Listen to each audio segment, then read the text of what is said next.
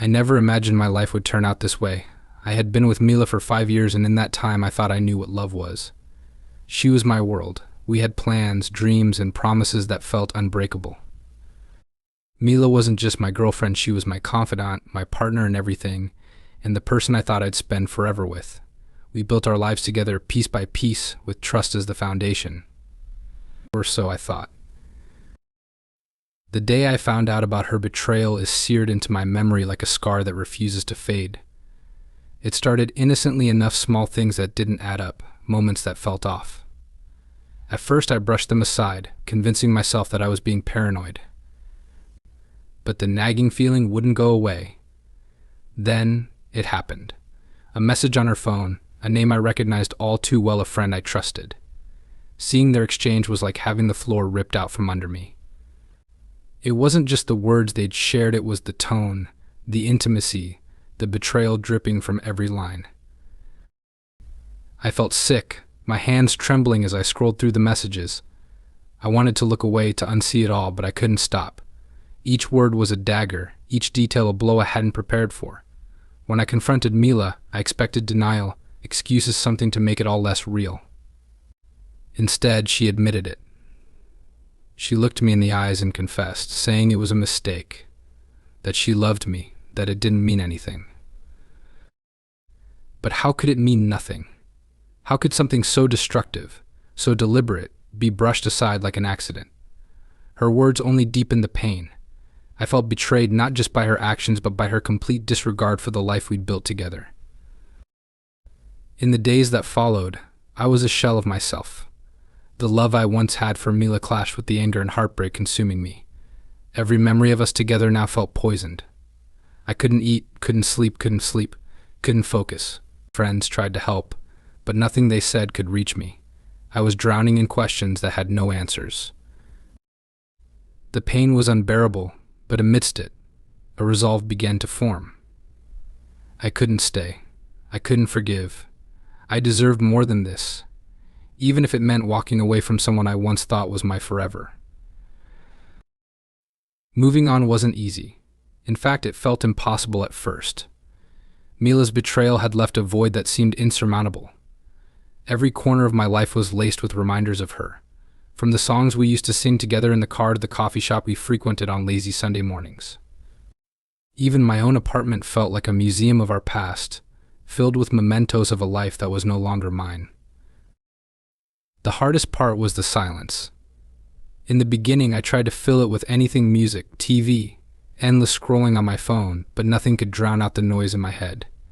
I replayed every moment of our relationship, searching for the signs I missed. How long had she been unfaithful? Was it something I did or didn't do? The weight of self-doubt was suffocating. Eventually, I realized I had two choices: let the pain define me, or start to reclaim my life. I chose the latter, though it wasn't a decision made lightly. I began small, focusing on routines. I went back to the gym, not to escape, but to feel strong again.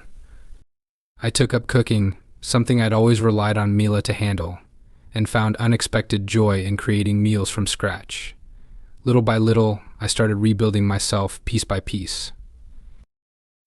That's when I met Delilah. It wasn't some grand moment or love at first sight, it was gradual, cautious. She worked at a local bookstore, and we struck up a conversation one day over a shared interest in crime novels. I remember how different she was from Mila. Her laugh was genuine, her kindness effortless. At first I was hesitant, afraid to let anyone close again. But Delilah was patient. She didn't rush me or expect anything I wasn't ready to give. As time went on, she became a constant presence in my life, a source of light in the darkness I'd been living in. She reminded me of who I was before the heartbreak, and for the first time in what felt like forever, I allowed myself to feel something other than pain. When I finally decided to open my heart again, it wasn't just about falling for Delilah. It was about proving to myself that I could move forward, that Mila's betrayal wouldn't define me forever. Delilah became more than someone I cared for. She became my second chance, a symbol of the life I could have after the storm. The day of the wedding arrived, and everything felt perfect. It was one of those crisp, clear mornings where the air seemed to hum with excitement. I woke up early, unable to sleep from the anticipation, but it wasn't the nervous, anxious feeling I'd once feared. It was a calm kind of excitement, a certainty that I was taking the next step in my life with someone who truly loved and respected me. The venue was breathtaking, an elegant outdoor space surrounded by greenery, with soft white flowers lining the aisle and sunlight streaming through the trees. Every detail felt intentional, a reflection of the love Delilah and I had poured into building our future together. Family and friends began to arrive, their smiles and warm wishes filling the air with an infectious energy. Seeing their support reminded me just how far I'd come since those darker days of heartbreak. As the ceremony drew closer, I stood at the altar, taking it all in. The weight of the moment wasn't lost on me. I thought about the journey that had brought me to this point, the pain, the growth, and the healing. With each breath, I felt gratitude. Gratitude for the strength I found to move on, and for the second chance life had given me through Delilah. Then, the unexpected happened. Just as the music was about to start and Delilah was preparing to walk down the aisle, I heard a murmur, a ripple of confusion spreading through the crowd. At first, I thought it was just a latecomer or a minor disruption, something easily dismissed. But when I turned to look, my heart stopped. There she was, Mila. She looked frantic, her face streaked with tears, clutching something in her hands as she made her way through the guests. It was like seeing a ghost, a haunting reminder of everything I'd worked so hard to leave behind. For a moment, time seemed to freeze. All the emotions I thought I'd buried came rushing back: anger, hurt, betrayal. I could feel the weight of the stairs around me, the tension thick enough to cut with a knife. I didn't know what to think, let alone how to react. All I knew was that this was supposed to be my day, my fresh start. Yet here she was, threatening to tear it all apart. Mila's appearance was like a lightning strike, sudden, shocking, and impossible to ignore. As she stood there, tears streaming down her face, the weight of her desperation was palpable. She looked broken, clutching at the remnants of something that had long since ended. The murmurs from the guests grew louder, and I could feel the collective confusion in the air. My heart raced, not out of love or longing, but from the sheer audacity of her being here. She stepped forward, her voice trembling as she begged for my attention. Mila's words spilled out in a frantic rush, barely coherent but painfully familiar. She claimed she had made a terrible mistake, that she still loved me, and that she couldn't let me marry someone else. Her pleas were raw, her tone drenched in regret, but all I could feel was the sharp sting of anger and disbelief.